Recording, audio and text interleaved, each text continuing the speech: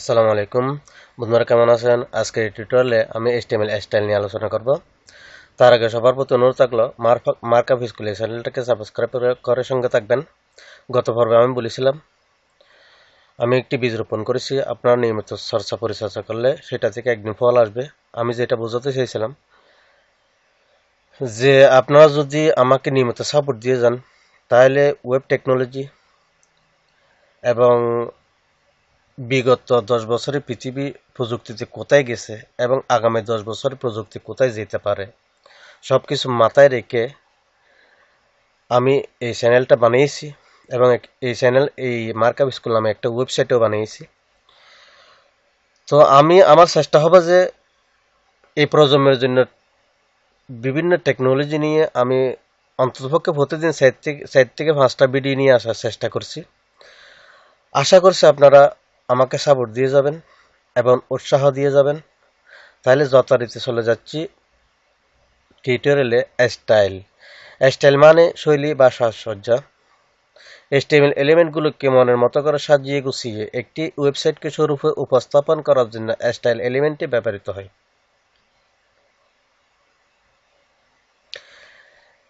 HTML style দুই প্রকার: style tag এবং স্টাইল অ্যাট্রিবিউট। আমি আজকে স্টাইল ট্যাগ এবং অ্যাট্রিবিউট দুটো উদাহরণ আপনাদেরকে দেখাবো। যথারীতি শুরু করছি। HTML5 লিখছি HTML স্টাইল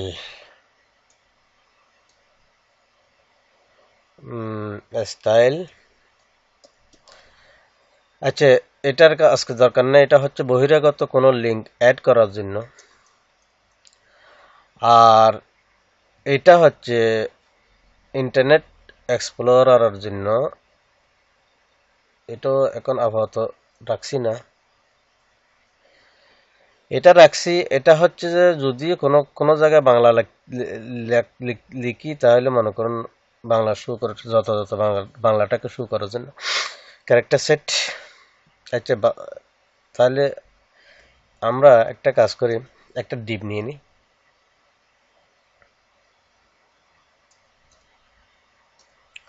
ডিপের জন্য একটি ক্লাস নিচ্ছি। ক্লাস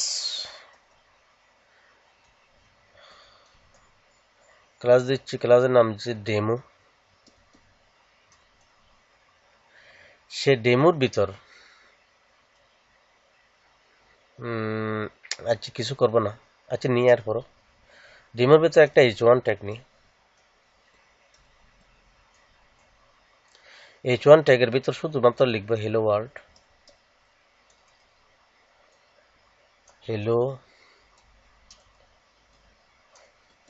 ওয়ার্ল্ড,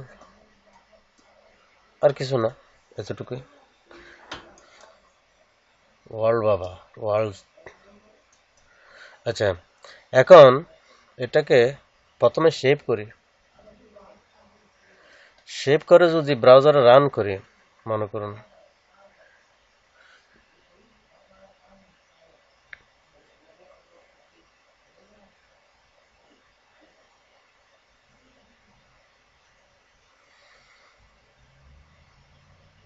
হ্যালো ওয়ার্ল্ড চলে এসেছে।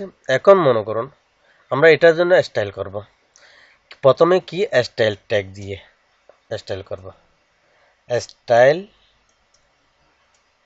ওপেনিং ট্যাগ এবং স্টাইল ক্লোজিং ট্যাগ গেল।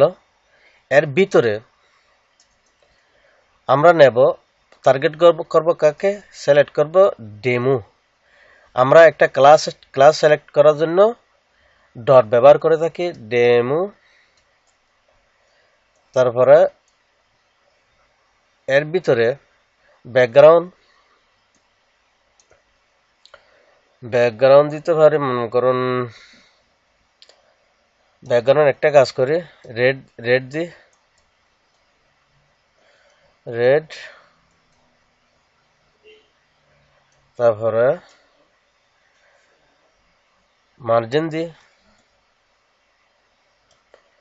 মার্জিন দিব O2, মাঝখানে যেন যায়। হাইট দি হাইট দিতে পারি মনে করেন 300 পিক্সেল।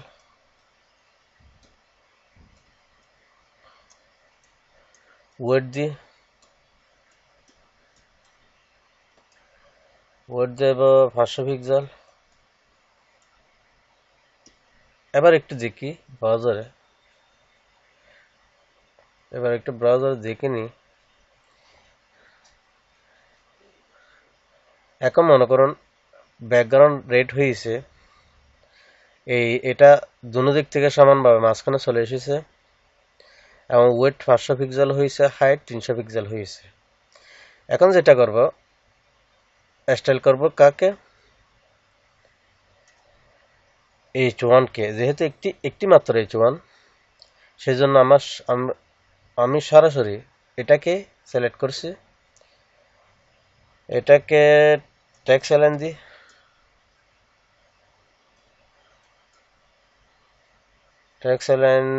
Centre, centre. ব্যাকগ্রাউন্ড দিই, ব্যাকগ্রাউন্ড কি দিতে পারে মনে করেন ইয়েলো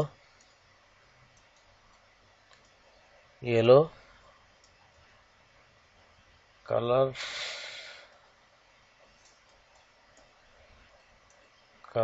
একটা ডার্ক কালার দিই, গ্রিন। তাহলে এখন যদি দেখি,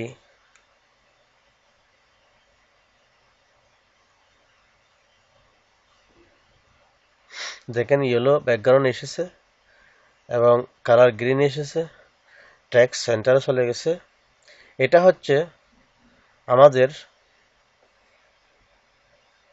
স্টাইল ট্যাগের মাধ্যমে স্টাইল করেছি, ঠিক আছে। স্টাইল ট্যাগের মাধ্যমে আমরা স্টাইলটা করেছি। আরেকটা হবে যেটা ইনলাইন স্টাইল বলা হয়, যেটা অ্যাট্রিবিউট দিয়ে আমরা করব। এখানে আর কিছু দরকার নেই, সরাসরি ডেমোটা তুলে দেব, যেহেতু আমরা ডাইরেক্টলি করব। এখানে কি লিখবো, স্টাইল একটা অ্যাট্রিবিউট। এটা আগেরটা ছিল স্টাইল ট্যাগ, এটা হচ্ছে স্টাইল অ্যাট্রিবিউট। এখানে এবার আমরা স্টাইলটা করব ব্যাকগ্রাউন্ড। আগে ছিল কোনটা, রেড না, রেড।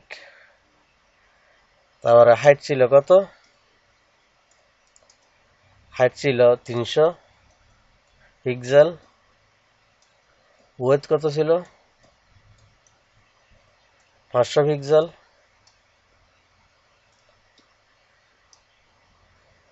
তারপরে মার্জিন ছিল যে মাঝখানে না, মার্জিন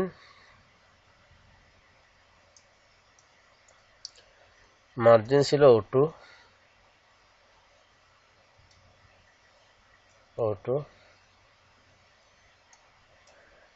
এখন যদি আবার দেখি এটাকে, যেহেতু এখনো এটাকে H1টাকে আমি করি নেই, কি স্টাইল করি নেই, শুধুমাত্র ডিপটাকে স্টাইল করেছি। এই অবস্থায় একটু দেখে নিই, ডিপটা স্টাইলিং হয়েছে যথাযথভাবে। এখন আমি স্টাইলিং করব কোনটাকে, H1টাকে। কিভাবে, H1 এর ভিতরে, ঠিক আছে, H1 এর ভিতরে H1 ট্যাগটার পরে একটু স্পেস দেব, স্পেস দিয়ে স্টাইল অ্যাট্রিবিউটটা নেব। এই অ্যাট্রিবিউট নিয়ে সেটার ভিতর স্টাইল করব ব্যাকগ্রাউন্ড দিয়ে একটু কালার, একটু ডার্ক কালার দিয়ে এটাতে কালার দিয়ে FF সাদা। তারপর টেক্সট এলাইন সেন্টার দিয়ে একটু অন্যরকম যাতে বোঝা যায়, টেক্সট এলাইন সেন্টার। এখন যদি এটাকে ব্রাউজারে রান করে দেখেন,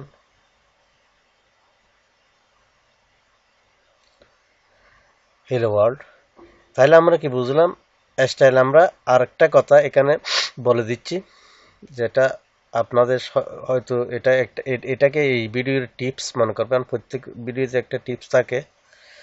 এই ভিডিওর টিপস হচ্ছে যে আপনি যদি বহিরাগত কোনো স্টাইল করেন, ঠিক আছে, সেই স্টাইলটাকে ওভাররাইড করবে ইনলাইন স্টাইল।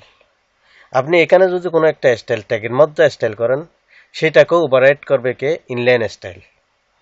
মনে করেন এখানে যদি আপনি স্টাইল ট্যাগের ভিতর যদি ব্যাকগ্রাউন্ড ইয়েলো দেন, আর এখানে যদি ডাইরেক্টলি ব্যাকগ্রাউন্ড রেড দেন, তাহলে ইয়েলোটা কাজ করবে না, এটাই কাজ করবে যেটা ইনলাইন আপনি করেছেন। তদ্রুপ বহিরাগত বলতে গেলে এক্সটার্নাল কোনো স্টাইল শিটের মধ্যে কোনো একটা স্টাইল আপনি করেছেন এই পেজের জন্য।